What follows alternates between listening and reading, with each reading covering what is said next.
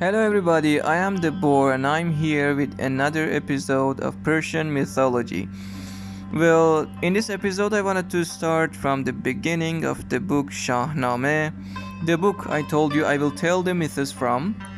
And well, it's been written by Ferdowsi, a very great writer and poet in Persia, and it has taken 30 years to be written. Now let me tell you, the book starts with some praisings and some informations about how the things got started. Praisings like the praising of the god, the praising the prophet, the creation of people, the world, the moon, the sun, the sunshine, and all those things. I won't tell you about the praising of the god and the prophet because you hear them everywhere you go, the church, the temple, it doesn't matter. So let's start with the creation of the world. It's been said the world was full of water from the first. They knew that, I don't know how. And W stands for water, not Wonder Woman, you feminists. After that there was a very big and huge fire that made the lands appear. And from the lands I mean every country, every continent, and every dryness on this earth. They didn't know how big it was, and also how many continents or these kind of things were those times. But they just meant lands. And L stands for land, not limousine, you rich badasses. After that there was a mountains rising from the lands, and M stands for mountains, not man, those people who think everything starts with man. And I forgot to tell you, F stands for fire, not for food. You know whom I'm talking to. After that there is the creation of the moon. The description is very amazing. The thing that I like the most in this book is the descriptions. And well, for the moon it says first there is 2 weeks that the moon is out. After that there's complete darkness, and again the moon appears in a very thin and yellow shape. That is like the moon is taking suffer because of love. And then after that, well, a newborn moon has been given to us with all its lights and this kind of things. It lights the night, and it's been said in a lot of books. After that, let's start with the name of the book itself. Shahname means king's letter. Shah means king, Name means letter, but actually Name can also mean a book, a very big book. Actually just in those times, not now. Anyway, a shepherd who became a hero found this letter or the book. He was curious about it, there were many stories in that, and so he told some wise men to come and see. They came, they saw, and said they are the stories of the kings before our time. Why they said that? Because in those times, well, it was the time after the Arabs attack. Arabs almost conquered most of the Persia, and they got ordered to kill every man who has book, and also burn the books because they didn't like us to have and keep our knowledge. Anyway, after that a young man with a lot of wits came. He said that he will rewrite the book as poems. And well, they trusted him, so they said okay, but before he can do that, some bad men who didn't want this to happen killed this man by smashing his head with a club. Well, they were mean. Anyway, here is the part that Ferdowsi comes. I told you he was a great writer and poet, but he didn't know himself deserved to do this job. But people insisted, so he got affected. And then he went to some kings, got some councilmen, and the kings approved him as a great man to do this job. So he started writing the book once again, but all in poems.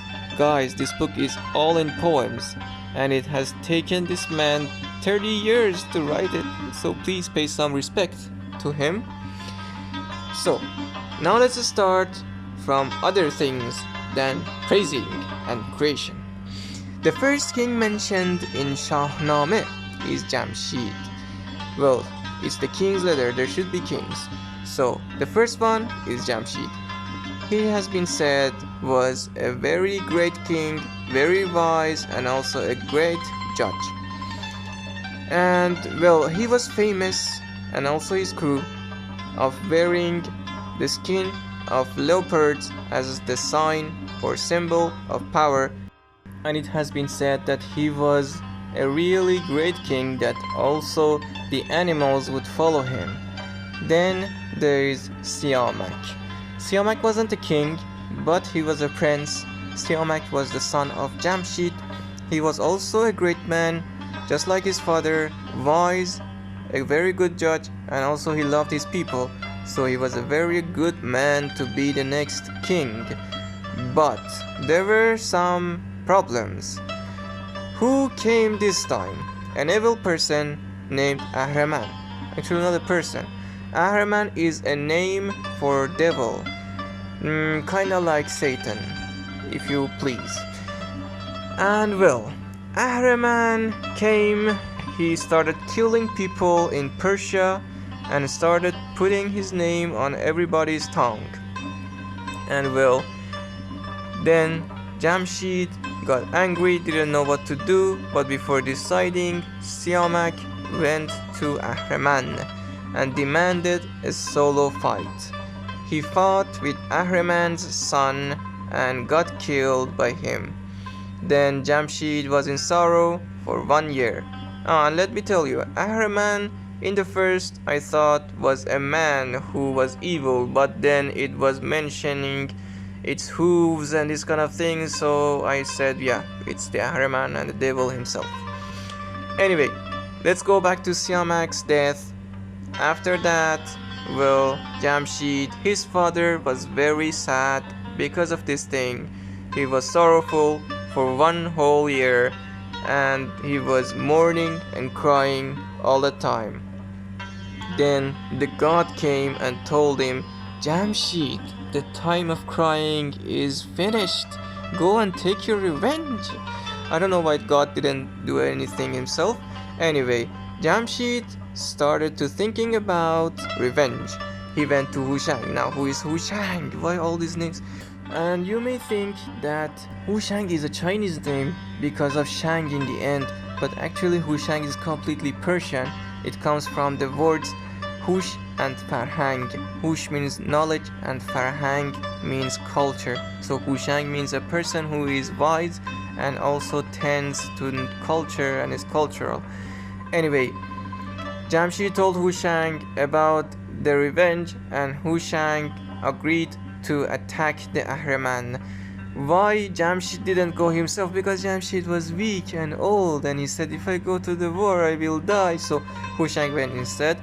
And well, Hushang gathered an army, went to a battle with Ahriman.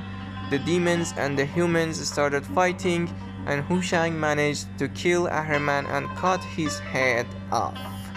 This is the end of the story.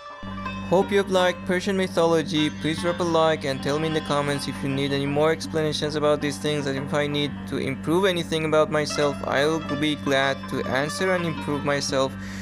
Nothing, just this. Love you guys. See you in the next days, and remember, the boar is always watching you.